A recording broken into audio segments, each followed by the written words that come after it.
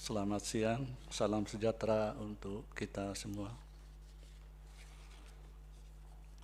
Sebelum sidang dilanjutkan, majelis menyampaikan permohonan maaf karena sidang ini tertunda beberapa saat karena majelis hakim harus menyelesaikan rapat permusyawaratan hakim.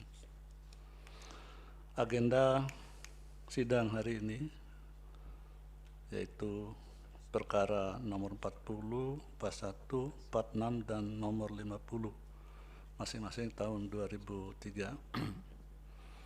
Pengujian Undang-Undang nomor 6 tahun 2003 tentang penetapan Perpu nomor 2 tahun 2022 tentang Cipta Kerja menjadi undang-undang.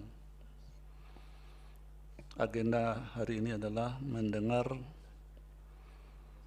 keterangan ahli dan keterangan saksi masing-masing satu orang dari pemohon nomor 46, dan sedianya juga ahli untuk perkara nomor 50, tetapi nomor 50 minta ditunda. Ahli yang dihadirkan untuk perkara nomor 46 yaitu Dr. Aan Eko Widiarto, sedangkan saksi Ibu Sri Palupi.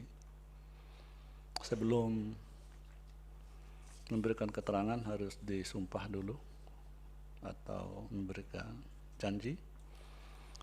Untuk Pak Eko Widiarto, mohon Yang Mulia Pak Wahidudin untuk memandu, sedangkan untuk Ibu Sri Palupi mohon perkenan Yang Mulia Pak Manahan.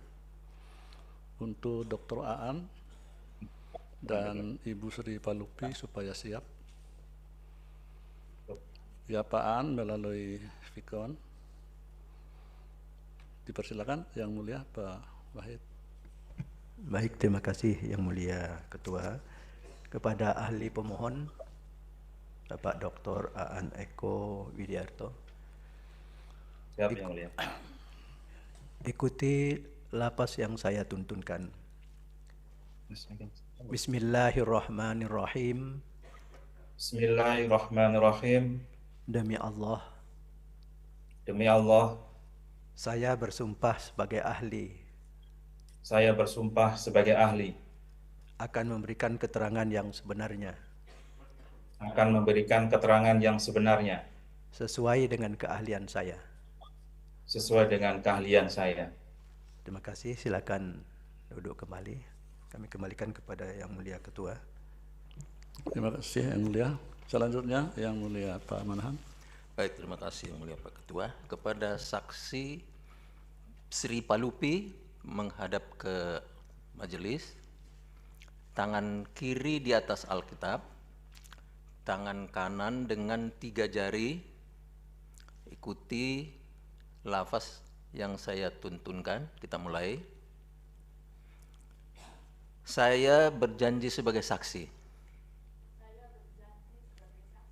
akan memberikan keterangan yang sebenarnya, tidak lain dari yang sebenarnya. Semoga Tuhan menolong saya. Baik, terima kasih. Saya kembalikan kepada Yang Mulia Pak Ketua.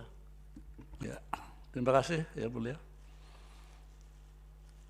Ya, kita langsung mendengar keterangan ahli terlebih dahulu. Dipersilakan Pak Dr. Aan Eko Widiarto. Waktu sekitar 10 menit. Dilanjutkan dengan tanya jawab atau pendalaman. Silakan. Baik, terima kasih Yang Mulia. Bismillahirrahmanirrahim.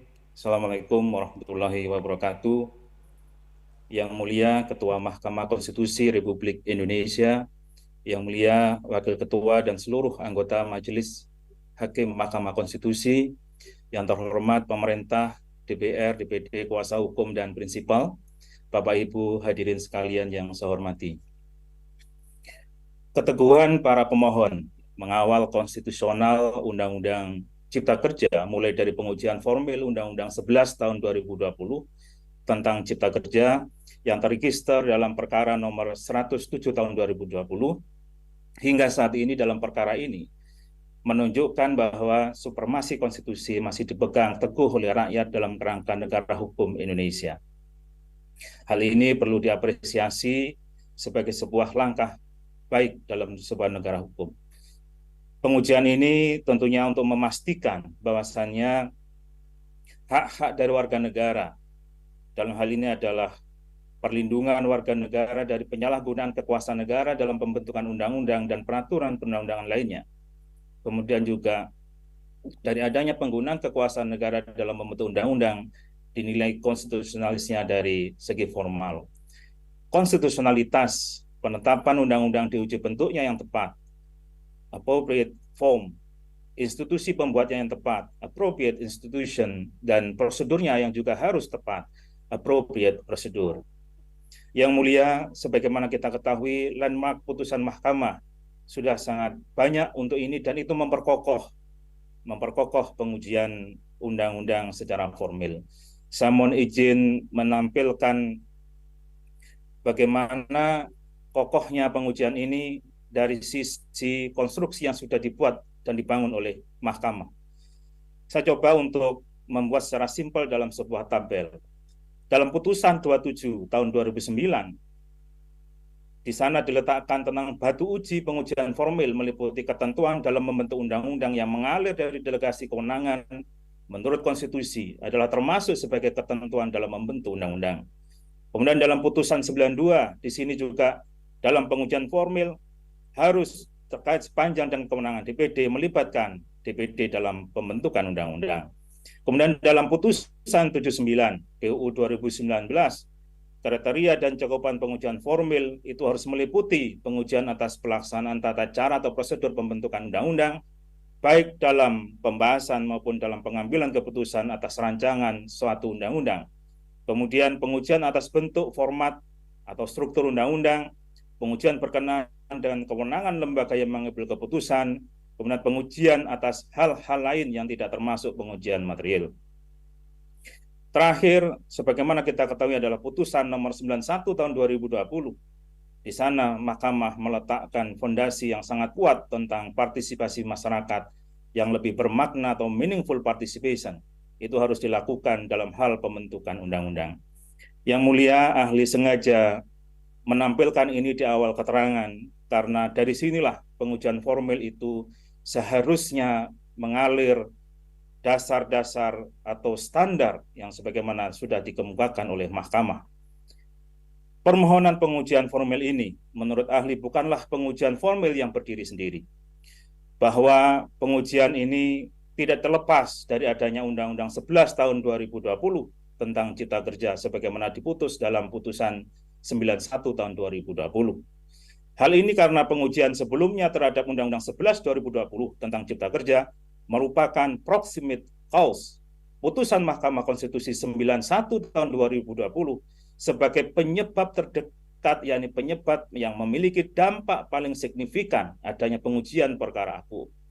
Pertama, objek pengujian merupakan undang-undang yang materi muatan dan bentuk atau konform pada pokoknya sama serta bersifat menggantikan mencabut Undang-Undang 11 tahun 2020 tentang Cipta Kerja.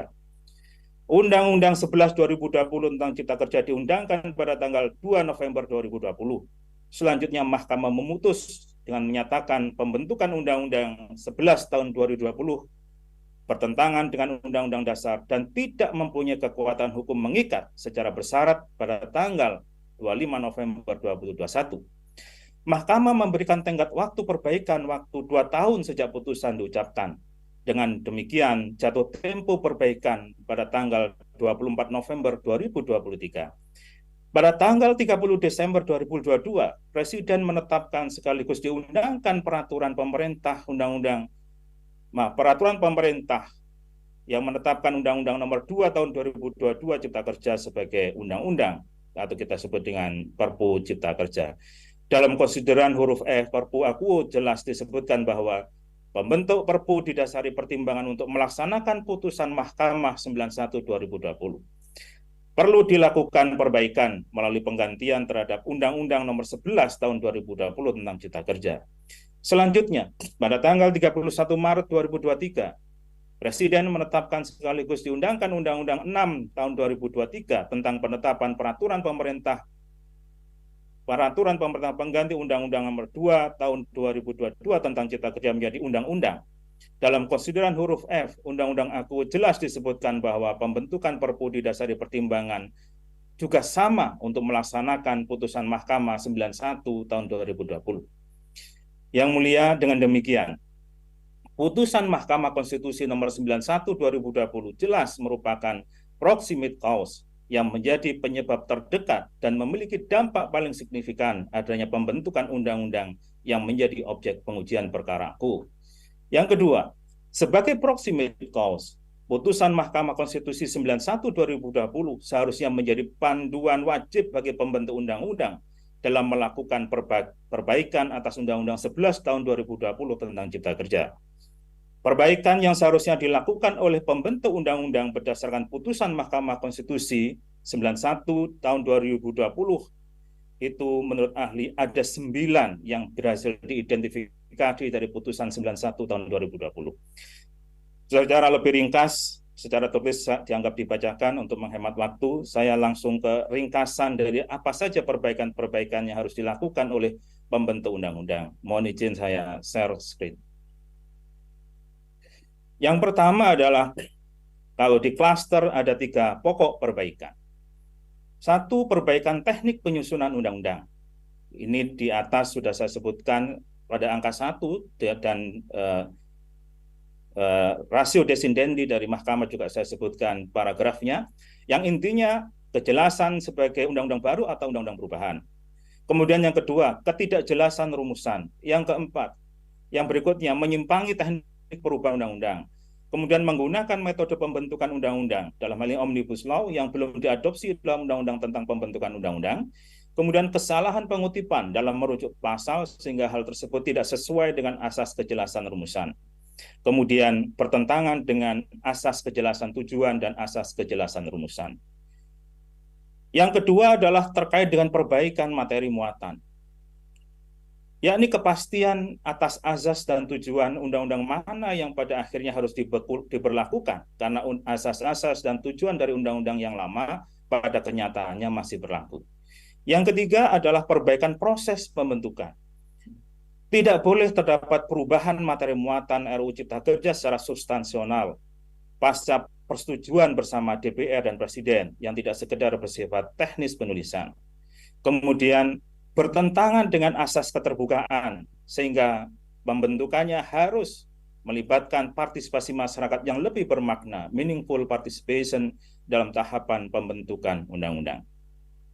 Yang mulia Majelis Hakim Mahkamah Konstitusi dan para hadirin, baik peraturan pemerintah pengganti Undang-Undang Nomor 2 Tahun 2022 tentang Cipta Kerja maupun Undang-Undang Nomor 6 Tahun 2023 sebagaimana termaktub dalam konsiderannya, keduanya dimaksudkan untuk melakukan perbaikan melalui penggantian terhadap Undang-Undang 11 Tahun 2020 tentang Cipta Kerja.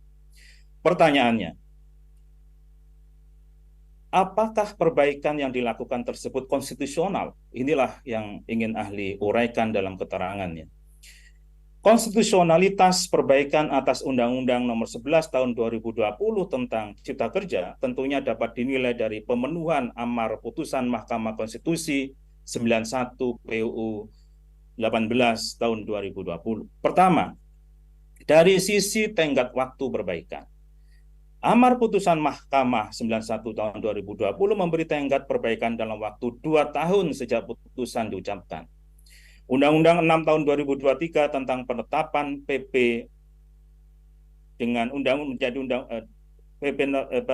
peraturan pemerintah pengganti Undang-Undang 2 Tahun 2022 tentang Cipta Kerja yang dimaksudkan sebagai undang-undang perbaikan atas Undang-Undang 11 Tahun 2020 tentang Cipta Kerja diundangkan pada tanggal 31 Maret 2023.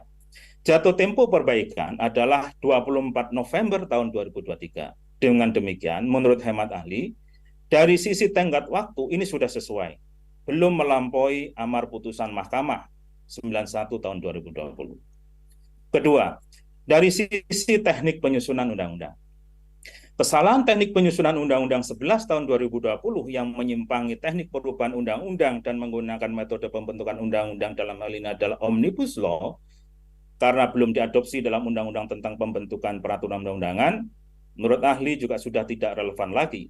Karena pada saat pembentukan Undang-Undang 6 tahun 2023 sudah berlaku Undang-Undang 13 tahun 2022 tentang perubahan kedua atas Undang-Undang 12 tahun 2011 tentang pembentukan peraturan undang-undangan yang diundangkan pada tanggal 16 Juni tahun 2022.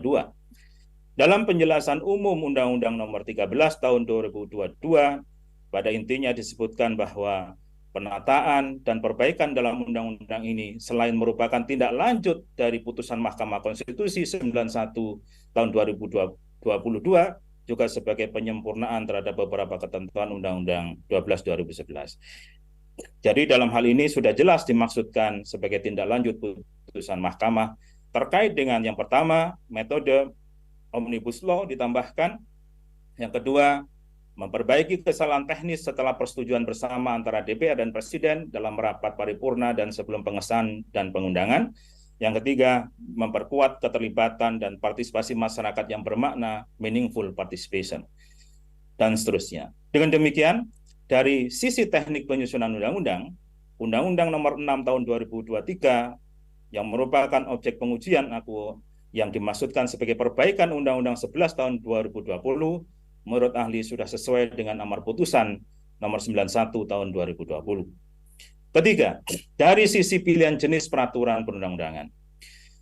Amar putusan Mahkamah Konstitusi 91 tahun 2020 menyatakan bahwa pembentukan Undang-Undang 11 tahun 2020 bertentangan dengan Undang-Undang Dasar dan tidak mempunyai kekuatan hukum mengikat secara bersyarat sepanjang tidak dilakukan perbaikan dalam waktu 2 tahun sejak putusan ini diucapkan.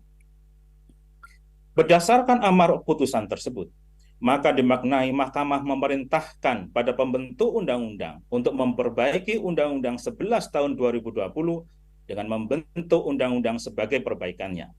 Dengan adanya peraturan pemerintah pengganti Undang-Undang Nomor 2 tahun 2022 tentang Cipta Kerja sebagai perbaikan, maka menurut ahli tidak sesuai dengan amar putusan Mahkamah yang memerintahkan dibentuk undang-undang. Suatu undang-undang dibentuk dengan persetujuan bersama antara DPR dengan Presiden, sedangkan Perpu dibentuk oleh Presiden tanpa persetujuan bersama DPR. Tahapan pembentukan Perpu juga berbeda dengan tahapan pembentukan undang-undang. Alasan pembentukan Perpu juga berbeda dengan alasan pembentukan undang-undang. Kalau kemudian Perpu ditetapkan DPR menjadi undang-undang, itu merupakan perintah konstitusi yang mau tidak mau dilakukan oleh DPR dalam hal DPR menyetujui Perpu. Undang-undang penetapan Perpu tidak dapat dipersamakan dengan undang-undang yang bukan penetapan Perpu.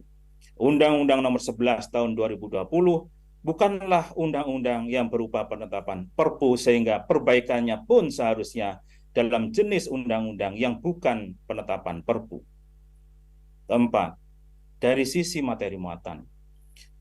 Dalam putusan Mahkamah Konstitusi 91 tahun 2020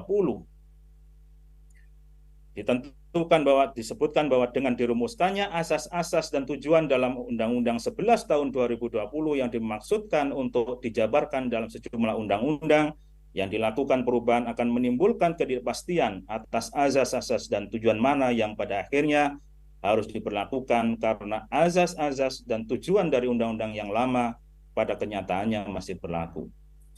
Dalam Undang-Undang Nomor 6 Tahun 2023, ternyata kesalahan tersebut masih belum diperbaiki.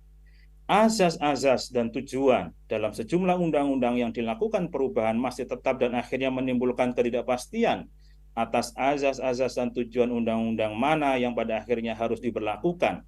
Karena azas-azas dan tujuan dari undang-undang yang lama pada kenyataannya masih berlaku.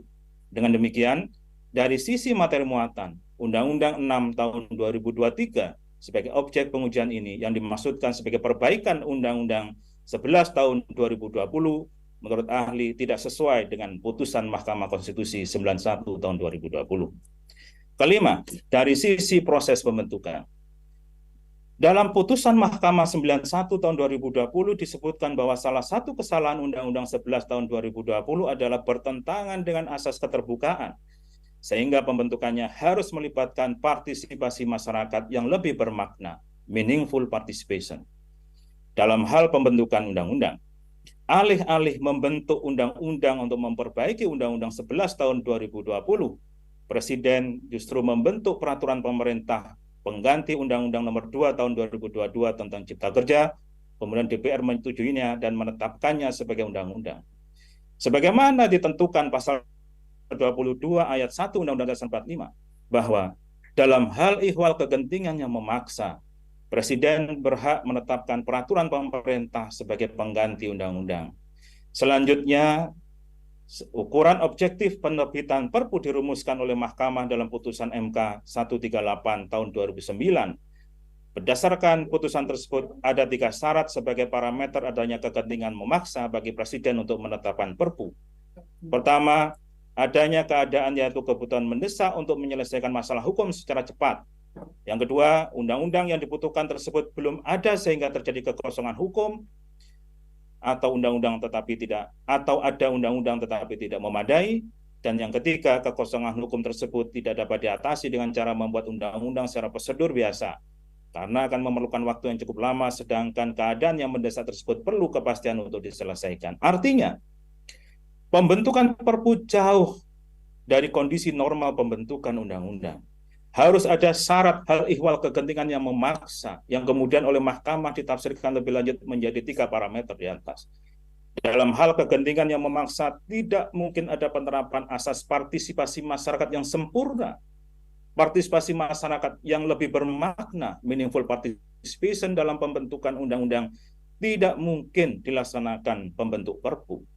Ketika Perpu sudah diundangkan pun dan dilakukan proses untuk mendapat persetujuan DPR dalam persidangan yang berikut, sebagaimana ditentukan pasal 22 ayat 2 Undang-Undang Dasar 45, tidak mungkin pula dilakukan partisipasi masyarakat yang lebih bermakna atau meaningful participation.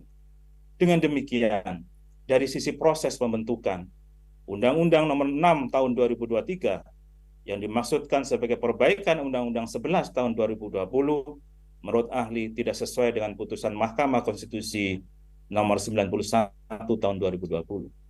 Yang mulia Majelis Hakim Mahkamah Konstitusi, berdasarkan pendapat hukum di atas, ahli berpendapat bahwa perbaikan Undang-Undang 11 tahun 2020 tentang penetapan peraturan pemerintah pengganti Undang-Undang Nomor 2 tahun 2022 tentang Cipta Kerja atau Perpu Cipta Kerja yang selanjutnya ditetapkan menjadi Undang-Undang Nomor 6 tahun 2023 tentang penetapan peraturan pemerintah pengganti Undang-Undang Nomor 2 tahun 2022 tentang Cipta Kerja menjadi undang-undang adalah inkonstitusional. Perbaikan Undang-Undang 11 tahun 2020 tentang Cipta Kerja yang dilakukan pembentuk undang-undang sebagaimana dipersyaratkan Mahkamah dalam putusan nomor 91 PU 18 2020 tidak dipenuhi secara kumulatif. Akibatnya, masih terdapat cacat hukum formil atas pembentukan Undang-Undang Nomor 6 tahun 2023. Yang mulia, demikian keterangan yang dapat ahli sampaikan, semoga bermanfaat dalam memutus perkara ini. Wassalamualaikum warahmatullahi wabarakatuh. Baik.